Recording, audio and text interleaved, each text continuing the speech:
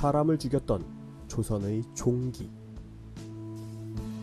종기란 피부에 땀구멍에 세균이 들어가 염증을 일으키는 것으로, 요즘엔 포비돈 요드액이나 알코올 소독 등만으로 가볍게 치유할 수 있는 질병이지만, 당시로서는 세균에 대한 개념이 없었고 항생제 또한 없었기 때문에 의외로 종기는 알고도 당하는 무서운 질병이었다. 조선 왕조 임금 27명 가운데 무려 12명이 종기를 앓았고, 그중 문종, 세조, 성종, 효종, 정조, 순조가 종기로 사망했다. 특히 문종, 세조, 성종의 경우 줄줄이 종기로 죽는 사달이 발생하는데, 이는 종기에 걸린 선왕의 옷을 그대로 물려입었던 탓이 큰 것으로 보인다. 그만큼 조선시대의 종기는 무서운 질병이었기 때문에 궁중에서는 종기만 전문적으로 다루는 치종청이라는 관청까지 있었고, 종기를 잘 고친다고 소문난 마의 백광현은, 마의는 말의사다, 단번에 왕실에 스카웃되어 어의가 됐으니 현종의 종기를 고친 공으로 품계가 올라 무려 현감으로까지 임명된다. 와!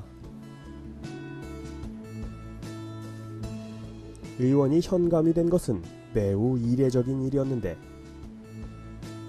그만큼 종기를 고친다는 것은 당시엔 엄청난 재주였던 것이다. 그런데 백광현이 종기를 잘 고쳤던 까닭은 의외로 단순했다. 대침으로 농을 터뜨려 고름을 빼는 외과술이 전부였기 때문이다. 조선시대는 신체를 부모에게 물려받은 것이라 하여 종기가 나도 고름을 함부로 짜려 하지 않았거든. 이후로 종기를 잘 고친다고 소문이 나면 어떤 이들일지라도 중용되었는데, 얼굴에 난 종기로 고생하던 정조도 까막눈이라 의서도 읽어본 적 없는 피재길이라는 의원을 크게 중용한 적이 있었으니, 정조, 두려워 말고 실력을 발휘해 보도록 하라. 그럼 제가 만든 고약을 붙이겠나이다. 이때 고약이 효과가 좋아 정조의 종기가 가라앉았지만, 다시 6년 후 재발했을 때에는 고치지 못해 왕이 죽은 죄로 피재길은 귀양을 가야만 했다. 원래 왕이 죽으면 어이들은 귀양을 갔다. 어쨌든 이토록 무서운 종기는 해방 직후까지 사람의 목숨을 빼앗는 무서운 질병이었다. 다만 20세기 초에 만들어진 희대의 명약 종기 치료의 끝판왕이라는 이명래 고약이 널리 보급되면서 수많은 사람들이 목숨을 보존할 수 있었다. 이명래 고약 의원은 지금도 있다. 통과 의례로 생각했던 천연두. 콜레라가 무섭다고는 하지만 조선의 끝자락에 유입된 전염병이었으니, 조선시대 내내 가장 무서웠던 질병이라면 아마도 천연두일 것이다. 호환마마의 그 마마 말이다. 걸릴 확률이 높으면서 사망률까지 높았기 때문이다. 어느 정도였나? 발병자 중 무려 20%가 사망했다. 조선시대에는 인구의 50%가 아동기가 끝나기 전에 사망해버렸으니 아동 사망의 40%가 천연두인 셈이다. 헐.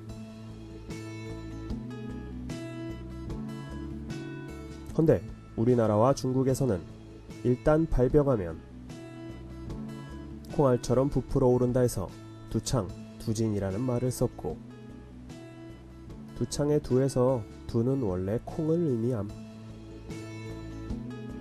민간에서는 마마라고도 했는데, 마마는 원래 왕족한테 붙이는 원나라 시대에 온 극존칭인데, 그만큼 천연두는 무섭고 불가항력적인 질병이었기 때문에 신처럼 숭배하고 왕처럼 존경을 표해서 돌려보내야 할 대상으로 생각했기에 마마라고 부른 것임. 일제시대를 거치면서 일본식 용어인 천연두가 보편적으로 쓰인다.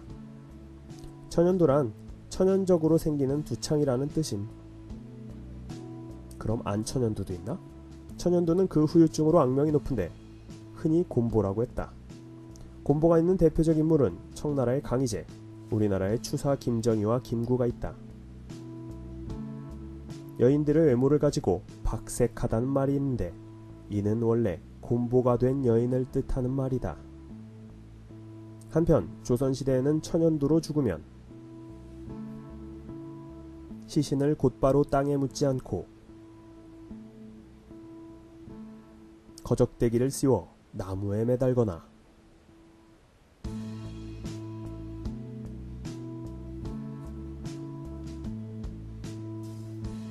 도성 밖에 방치해 두었는데 이는 곧바로 땅에 매장하면 몸이 따뜻해진 마마신이 다시 집안으로 돌아오기 때문에 마마신에게 찬바람을 쏘여 멀리 쫓아보내려는 미신 때문에 행해진 것으로 워낙에 많은 사람들이 이런 미신을 따르려 했던 탓에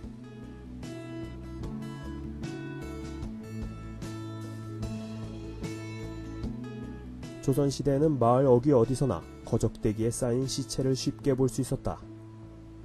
또 동시에 개와 들짐승들이 시체를 파먹는 끔찍한 모습이 자주 연출됐고 전염성이 큰 천연두 바이러스가 더욱 빠르게 확산되는 데 일조했다.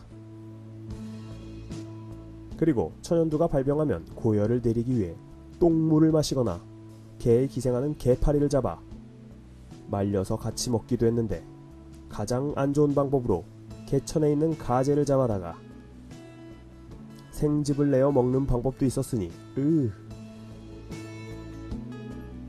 이럴 때면 가재를 먹고 설령 열이 내렸다 하더라도